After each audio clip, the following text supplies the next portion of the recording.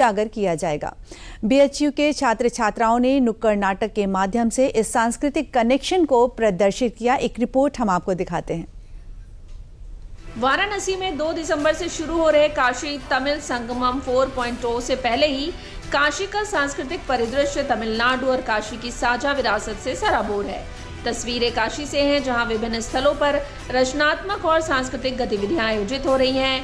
काशी तमिल संगमम के तहत हो रहे प्री इवेंट में रविवार को काशी हिंदू विश्वविद्यालय के विश्वनाथ मंदिर पर बीएचयू के छात्र छात्राओं ने नुक्कड़ नाटक किया। इस दौरान छात्र छात्राओं द्वारा काशी व तमिलनाडु की संस्कृति पर आधारित नुक्कड़ नाटक का मंचन किया गया। इसके माध्यम से छात्र छात्राओं द्वारा काशी और तमिल की संस्कृति को दिखाने का प्रयास किया गया। हम लोग असल में काशी तमिल संगमम में एक प्ले करें नुक्कड़ नाटक, तो हम इस नुक्कड़ नाटक में यही दिखाए हैं कि कैसे काशी और तमिल एक ही हैं, सोच से दिल से सब एक ही हैं। ये कोई भेदभाव हम लोग नहीं कर रहे हैं। हम लोग अपने नाटक के माध्यम से भी आज इम्प्रोवाइजेशन ऐसा कुछ नहीं, बस लोगों की लाइफ से कनेक्ट किया कि लोग क्या चीज़ लोगों को लग सकता है कि फ़नी है या फिर जो लगे कि स्टेज ड्रामा। नुक्कड़ नाटक और स्टेज ड्रामा में यही फ़र्क है कि नुक्कड़ नाटक डेली लाइफ से रिलेटेड होता है। स्टेज ड्रामा में क्या है, आप कैरेक्टर की लाइफ से इतना कनेक्ट नहीं कर पाते हो। काशी तमिल संगमम को लेकर क्या है?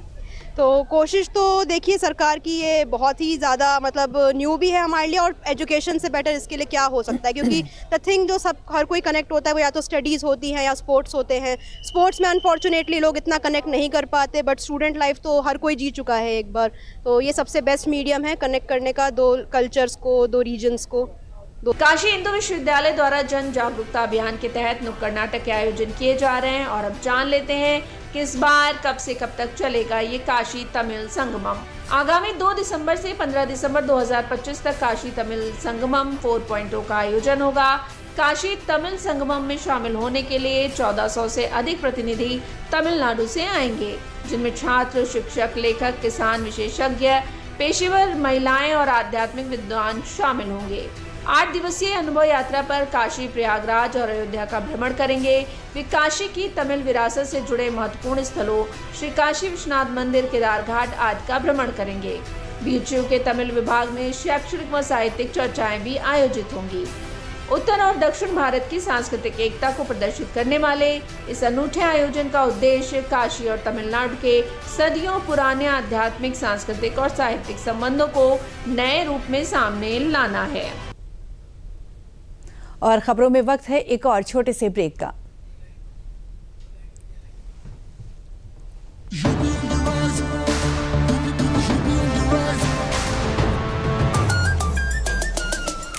UB on the rise, सुन ले आसमां, डबल इंजन का ये मिशन है महान। 2047 तक हम न रुकेंगे, 6 ट्रिलियन का ड्रीम पूरा करेंगे। मथुरा की गलियों में गूंजे है राधा, अयोध्या में दूर हुई मंदिर की बाधा, काशी प्रयागराज की गोल्डन चमक, यूपी सरकार की गूंजे धमक। सड़कों पर फर्राटा फिक्रलेस बिल्कुल बिंदास, एक्सप्रेस वे पर साइंस आए पूरा विश्वास। विकसित यूपी की बढ़ गई प्यास, 2047 का ये विजन बहुत खास। माफिया का दी एंड, फियर गॉन, योगी राज में लॉ एंड ऑर्डर हुआ स्ट्रॉन्ग। बेखौफ घूमे जनता, गुंडों पर मार, नया यूपी तोड़ रहा पुरानी दीवार। यूपी ऑन द राइज, सुन ले आसमां, डबल इंजन का ये मिशन है महान। 2047 तक हम न रुकेंगे, 6 ट्रिलियन का ड्रीम पूरा करेंगे।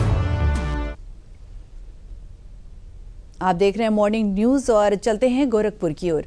गोरखपुर के वीर बहादुर सिंह स्पोर्ट्स कॉलेज में 69वीं राष्ट्रीय विद्यालय कुश्ती ग्रीको रोमन बालिका प्रतियोगिता 2025 का उद्घाटन परिवहन मंत्री दयाशंकर सिंह ने दीप प्रज्वलित करके किया। इस अवसर पर सांसद रवि किशन, विधायक विपिन सिंह के साथ अन्य जनप्रतिनिधि एवं अधिकारीगण उपस्थित रहे।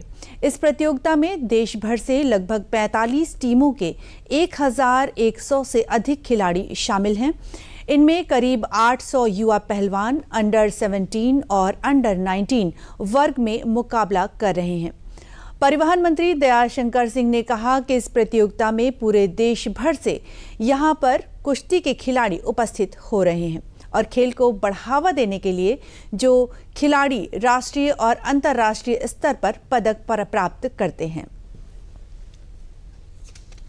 ये राष्ट्रीय स्कूली खेलकूद प्रतियोगिता ये 69वां आज गोरखपुर में उसके कुश्ती का जो 19 अंडर के जो हमारे कुश्ती के खिलाड़ी हैं वो पूरे देश से यहाँ पर उपस्थित हो रहे हैं और खेल को बढ़ावा देने के लिए हमारे मुख्यमंत्री योगी आदित्यनाथ जी ने, आपने देखा होगा जिस तरह से पीसीएस के पदों पर, चाहे वो एसडीएम का हो, पुलिस उपाधीक्षक का हो, एआरटीओ का हो, सीधी भर्ती जो है खिलाड़ियों को जो राष्ट्रीय और अंतर्राष्ट्रीय स्तर पर पदक प्राप्त करते हैं उनको प्राप्त हो रहा है।